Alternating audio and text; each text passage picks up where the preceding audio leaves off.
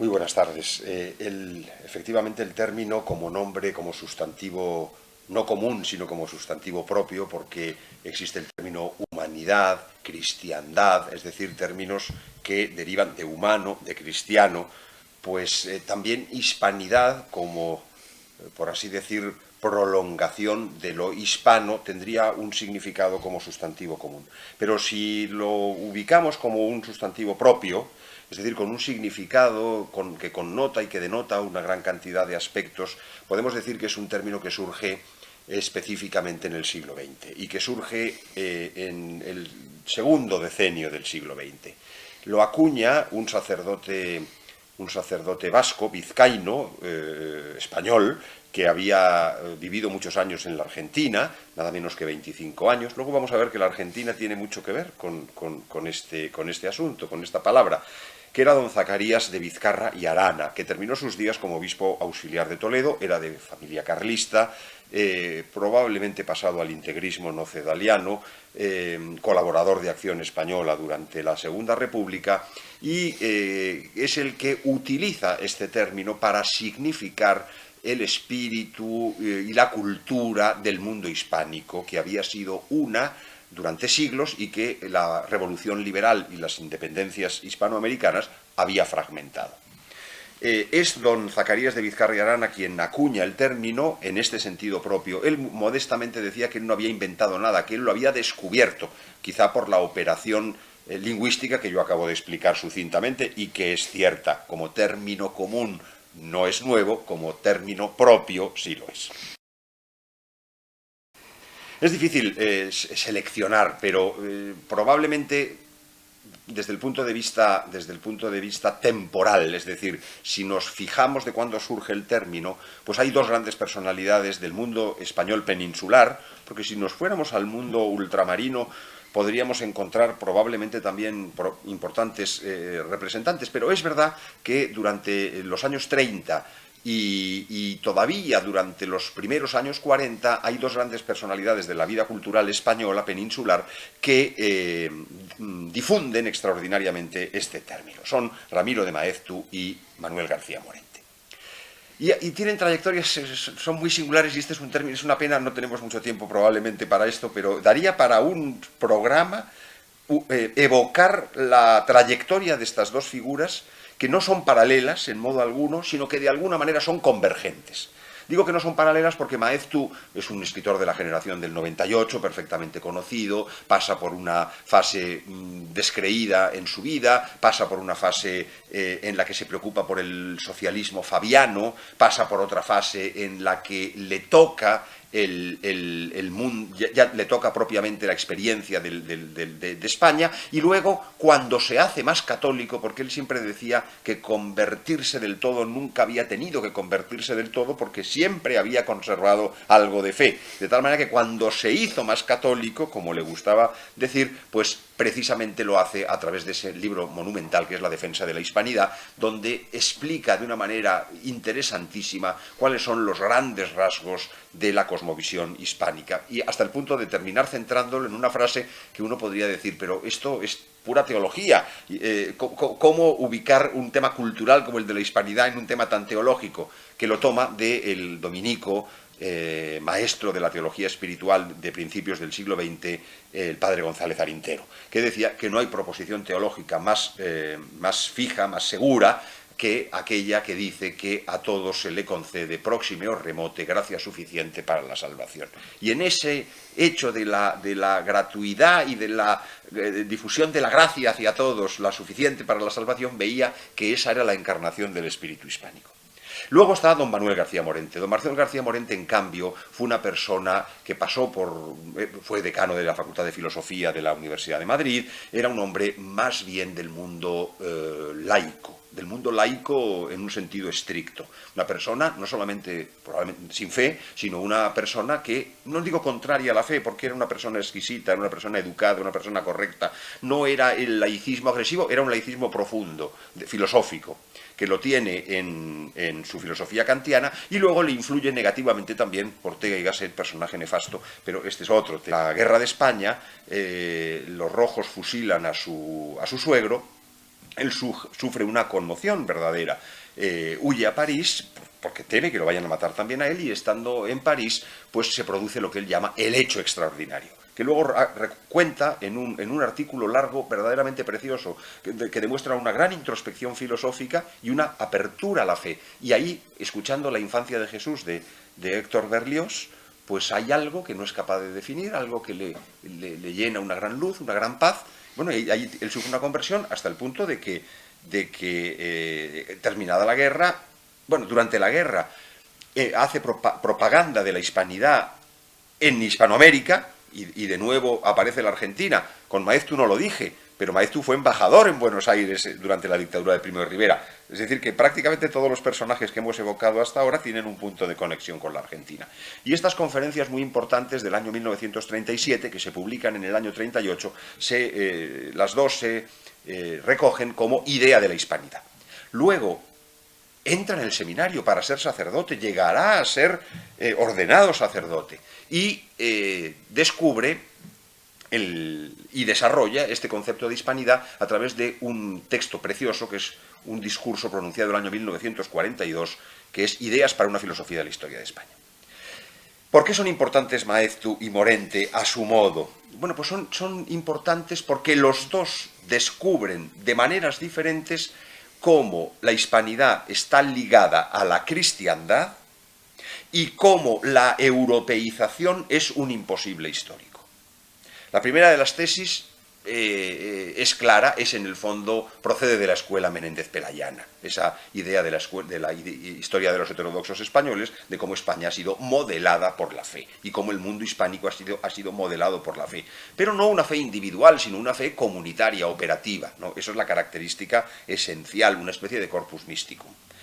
Y en segundo término, frente a esta idea de la hispanidad se encuentra la Europa laica, la Europa coexistente, la Europa que en el fondo es de derivación protestante. Y entonces, por eso la europeización de España, decía García Morente, era un imposible histórico. Bueno, hoy podríamos decir, claro, hoy España ha sido puesta al nivel europeo, luego por tanto hoy está europeizada, y como está europeizada, está descristianizada, porque la descristianización es un fenómeno paralelo a la europeización. Bueno, podríamos seguir con otras muchas más cosas, pero yo subrayaría para terminar cómo el tema de la fe comunitaria se ve con claridad para alguien que pasa del laicismo a la fe. Es el caso de García Morente.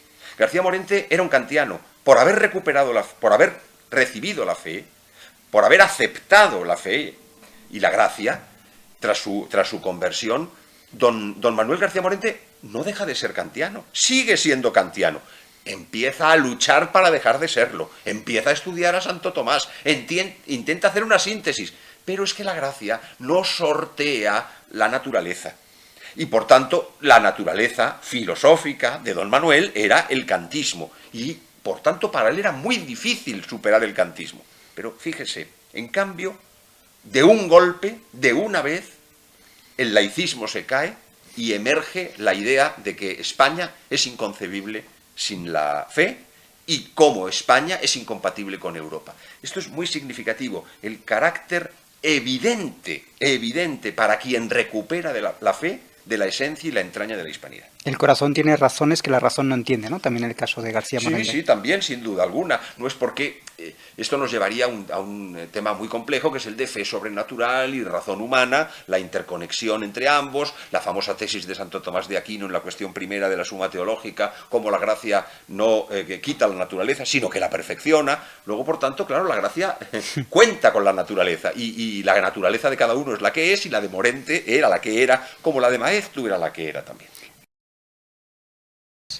Mire, yo creo que el mejor modo de hacerlo es a través de otro gran maestro, posterior a los que hemos citado, es de una generación siguiente, nacido en 1917, es decir, en un momento en el que los autores que hemos citado y hemos manejado hasta ahora estaban en plenitud, es decir, la mayor parte de su obra estaba ya hecha por ellos, que es Francisco Elías de Tejada, uno de los máximos intelectuales de la comunión tradicionalista, del carlismo, en la segunda mitad del siglo XX, y que cuando tiene que explicar el proceso ocurrido en Occidente a partir de la Reforma Protestante y que termina esa explicación con la explicación de lo que es el carlismo, siempre dice que la cristiandad, la Christianitas Major, ese conjunto jerárquico de pueblos que giran en torno de dos ejes, el sol del papado y la luna del imperio, que es como San Bernardo de Claraval definió la cristiandad, esta cristiandad es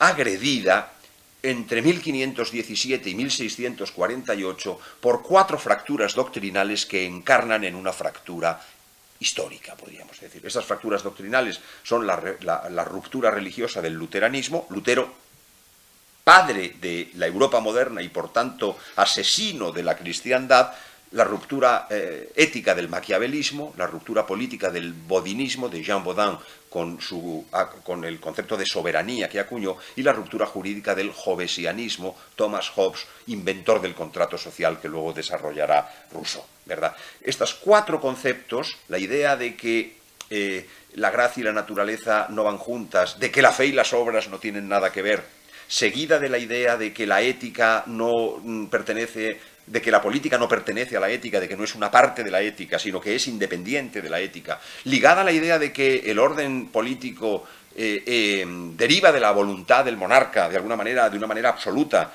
y que esa absolutivización de ese poder se llama soberanía, y ligado a la idea de que la comunidad política no tiene vínculos, digamos, que no sean voluntarios. Solamente lo consensual, solamente lo voluntario es lo que justifica lo político, que esto es lo que hace Hobbes. Claro, todo esto destruye la cristiandad.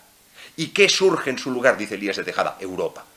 También podríamos decir que el concepto de Europa es un concepto equívoco, en el sentido de que para otros Europa evoca a la Suma Teológica, el Dante, el gótico, pero también se puede decir, y probablemente con más razón, que desde otro ángulo evoca Lutero, evoca Calvino, evoca Rousseau, evoca la Revolución Francesa, la guillotina, el liberalismo, es decir, la revolución frente a la cristiandad que evoca la tradición. Entonces, esta Christianitas Major, que es la cristiandad medieval, definida por San Bernardo de Claraval, se encuentra destruida en 1648, y esta es la quinta ruptura, la ruptura, por así decir, histórica existencial, que es la Paz de Westfalia, que es en la que todo el orden imperial que ha intentado ser sostenido por Roma de una parte, pero sobre todo por la monarquía hispánica, sobre todo primero cuando la monarquía hispánica está ligada al imperio, que es el reinado de Carlos I, pero después también son derrotados, y la Paz de Westfalia lo que instituye es un nuevo concierto de naciones-estado que están neutralizadas moralmente y que religiosas están arbitrariamente atribuidas a un culto, a través de la famosa frase cuius regio, eius et religio, esta es la religión del príncipe, esta es la religión del pueblo. Una confesionalidad de origen protestante que no es la adhesión de la comunidad política a la verdad, a la que se somete, sino que es la instrumentalización de una fe o de una creencia, según los casos, a la férula de un poder político determinado, que son cosas distintas. Bien, Elías de Tejada sostenía que a la caída de la cristiandad mayor, por la que España había luchado como nadie, casi más que Roma en algunos momentos, en otros con Roma, y contra el mundo, fundamentalmente contra Francia, que en este punto, por mucho que sea la hija primogénita, predilecta es otra cosa, primogénita, porque cuando dicen fille aînée de l'Église es la mayor, porque Clodoveo se bautiza antes que Recaredo abandone el error arriano, ¿verdad? Aceptemos que es la fille aînée de l'Église, pero no la predilecta, porque de alguna manera España, diciéndolo en francés, la fille aînée, la Francia, la fille préférée, la predilecta, yo creo que debería ser España. Pero yo no soy nacionalista, de tal manera que estoy dispuesto a aceptar cualquier tipo de discusión en este punto. Pero le decía que esta lucha la sostiene España. Cuando acaba la cristiandad mayor, nos queda la cristiandad menor, la Christianitas Minor. ¿Qué es la Christianitas Minor? La monarquía hispánica.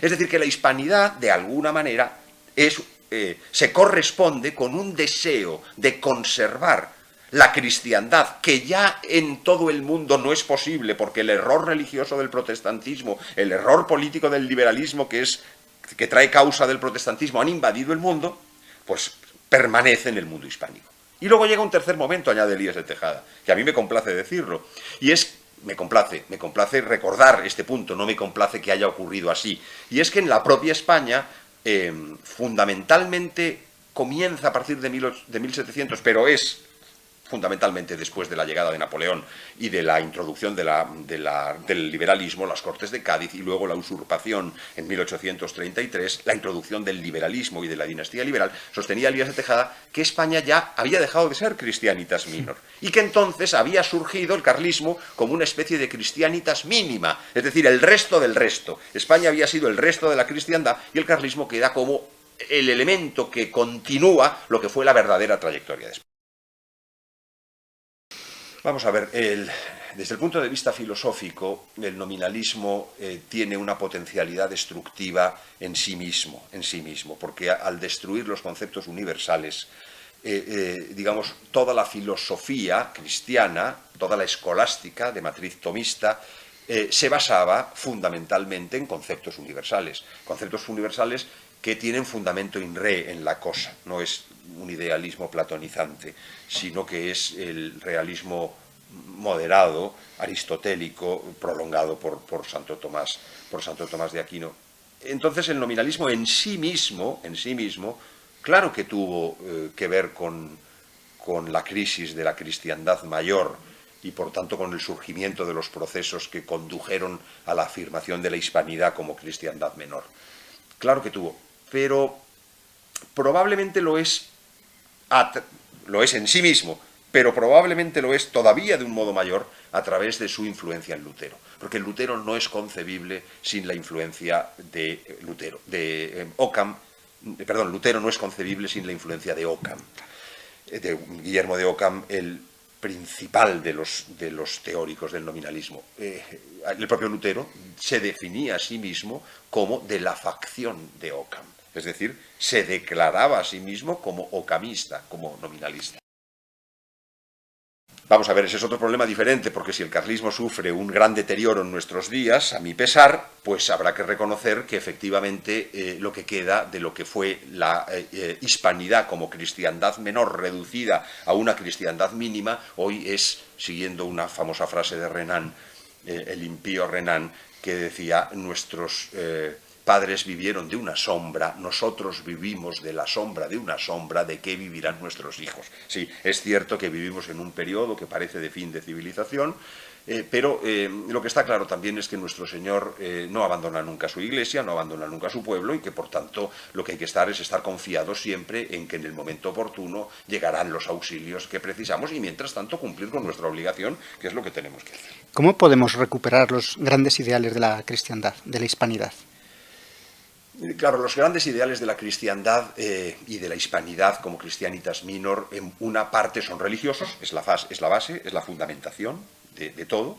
En un segundo nivel podemos decir que es filosófico, cultural, es decir, hay una base humana en la que encarna. Volvemos de nuevo siempre a la misma tesis de la encarnación de lo sobrenatural en lo natural, esa conexión que existe entre sobrenaturaleza y naturaleza. Bien, pues es evidente que la fe encarnada y corporeizada en una cultura, hoy diríamos inculturada, si no tuviera las connotaciones tan horribles que el modernismo le ha dado, y también que es un neologismo un poco absurdo, pero en fin, podríamos decir inculturada.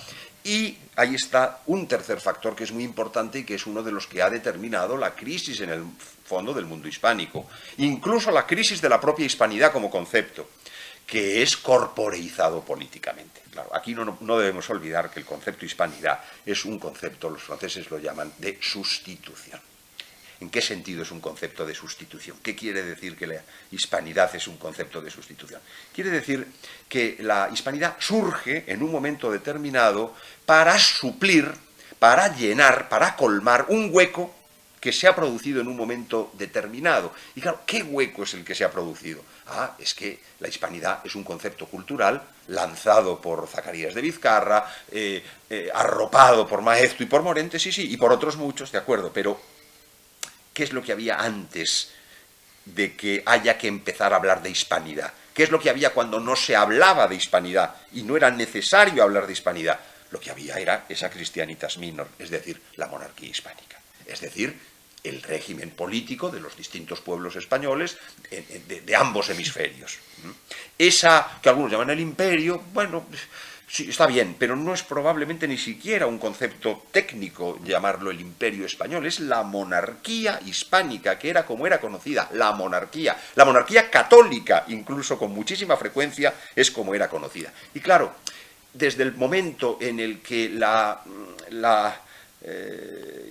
encarnación política de esa fe comunitaria que está desarrollada en una cultura admirable falla, pues evidentemente la debilidad de la hispanidad es mayor. Luego, por tanto, yo siempre digo que la hispanidad va ligada a la fe católica profesada íntegramente y con todas sus consecuencias. Luego, por tanto, todo lo que apunte a la recuperación de la fe católica es construir hispanidad, reconstruir hispanidad, restaurar hispanidad, instaurar hispanidad. Pero en segundo lugar, está claro que, aparte de la fe, es una fe, como decía antes, encarnada en una cultura. Luego, por tanto, esa cultura, que es una cultura que ha dado al mundo no solamente una lengua, sino que ha dado al mundo un pensamiento.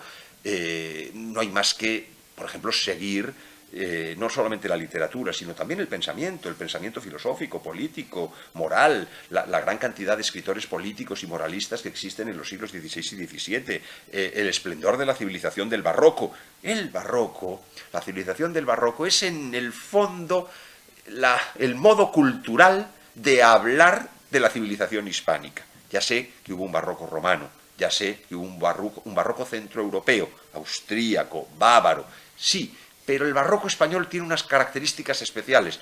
Un gran filósofo norteamericano que vino a España y quedó deslumbrado y enamorado del carlismo y se convirtió en uno de los mayores representantes del pensamiento carlista en la segunda mitad del siglo XX, Frederick Daniel Wilhelmsen, hablaba de la hispanidad como la cristiandad barroca, es decir, como la prolongación de la cristiandad medieval, completaba Rafael Gambra, la prolongación de la cristiandad medieval en el mundo hispánico. ¿Pero por qué empezó a derrumbarse esa monarquía hispánica? ¿Por qué no pudo mantenerse en el tiempo? Mire, bueno, yo iba a decir un tercer factor, que era, claro, el factor teológico, el factor cultural y el factor político. Claro. El factor político, los enemigos de la hispanidad. Sí, claro.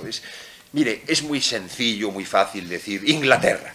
Sí, y es verdad. Es decir, probablemente hay que empezar a reconocer que hay un enemigo internacional que está simbolizado por Inglaterra. ¿Por qué digo simbolizado? Porque efectivamente Inglaterra era un poder político enemigo de lo que representaba el mundo español, pero lo es desde haber caído en la herejía.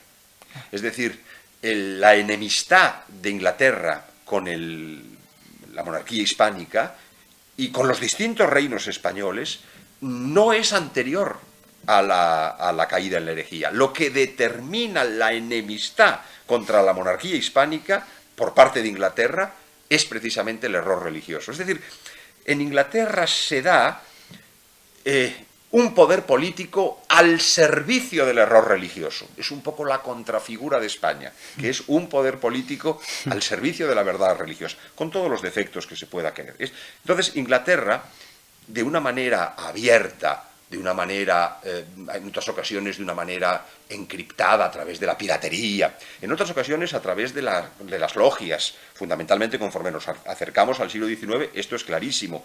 Pero este era un plan que los ingleses tenían desde 1700. Hay un opúsculo muy interesante, A Proposal for Humbling Spain, una propuesta para humillar a España, escrito by a person of great distinction, por una persona de gran distinción, en la que en 1700 está explicando lo que va a hacer Inglaterra posteriormente a partir de 1810.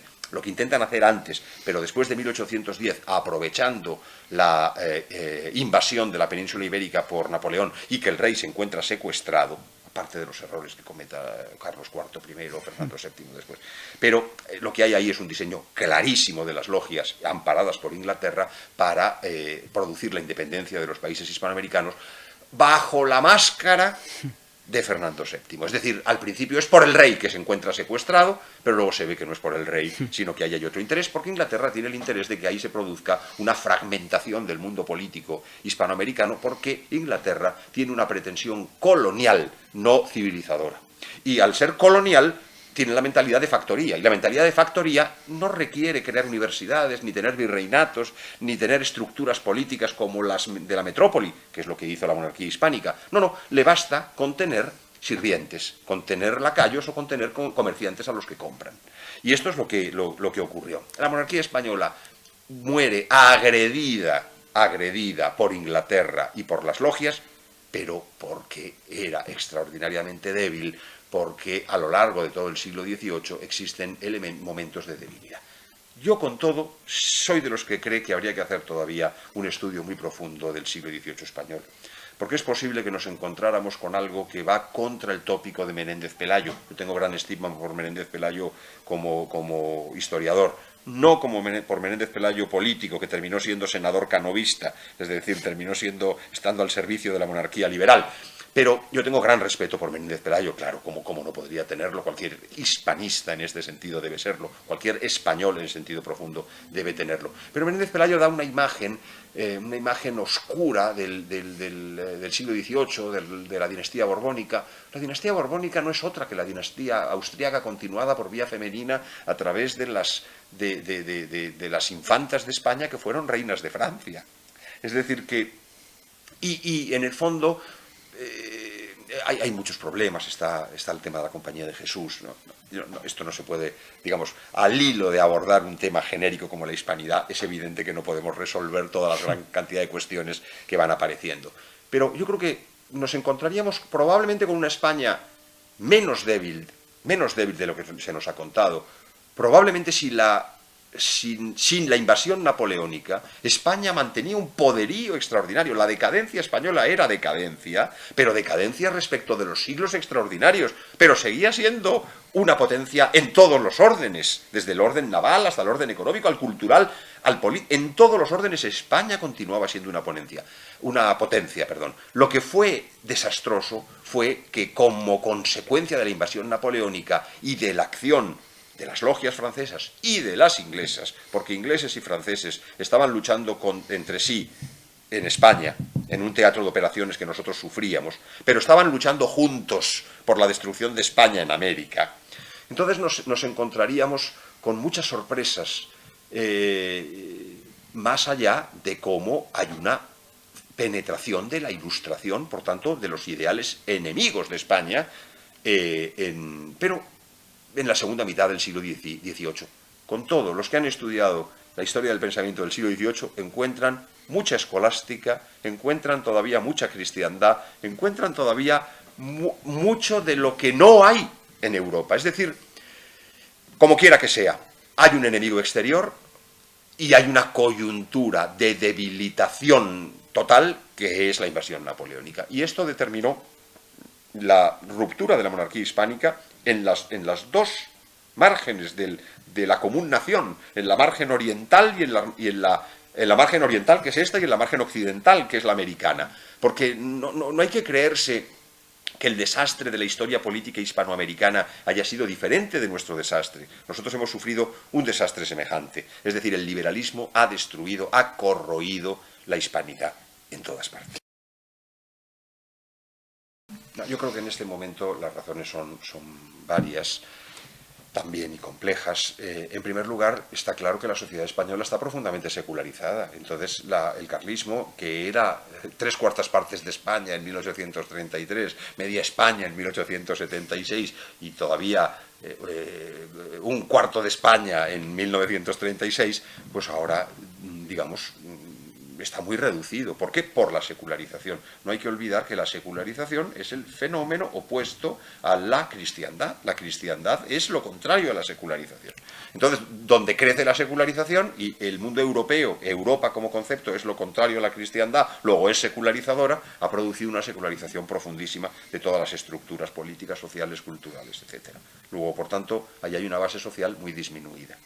A partir de esa base social muy disminuida, luego tenemos que tener en cuenta lo que es, digamos, los instrumentos concretos de la vida política en cada uno de los países. Si hablamos en España concretamente, pues la legislación electoral, ¿no? Está claro que una legislación electoral como la española impide a cualquier grupo muy pequeño a tener ninguna posibilidad nunca de acceder pero la política no solamente es la política electoral, la política es todo, ¿no? Hay una prepolítica que es la cultura y la política también es la política municipal, es la política de la presencia, del apostolado, del ejemplo. Ya sé que esa es una política que se nos queda corta cuando vemos la cantidad de problemas que se suscitan en el mundo político nacional e internacional donde se juegan los grandes problemas. Ya lo sé, ya sé que contentarse, pero nosotros lo que no podemos pretender es dos cosas. La primera, cambiar la situación. Para atacar una situación es necesario reconocerla. Si nosotros seguimos diciendo la primavera del Concilio Vaticano II, así nunca comprenderemos nada. Si nosotros decimos hay un problema, entonces podremos acertar o no en el diagnóstico y en la terapéutica. Pero si nosotros negamos la existencia de la enfermedad, es que no se puede diagnosticar. Si no hay enfermedad, ¿qué hay que diagnosticar? ¿Y qué hay que curar? Nada, ¿no? Pero esto sirve, he puesto un ejemplo eclesiástico, esto sirve también para todo el ámbito político.